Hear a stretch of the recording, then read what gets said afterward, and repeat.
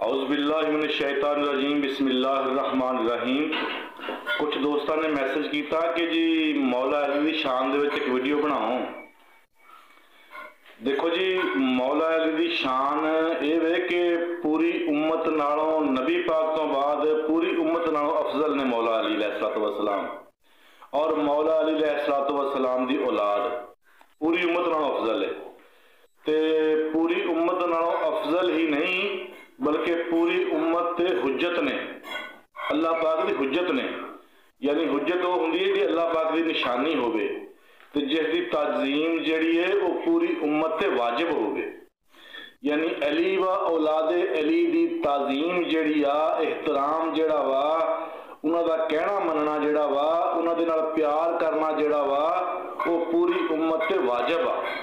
जिवें नमाज वाजिब आ, जिवें रोज़ा वाजिब आ, यानी वाजबात दे विचों आ।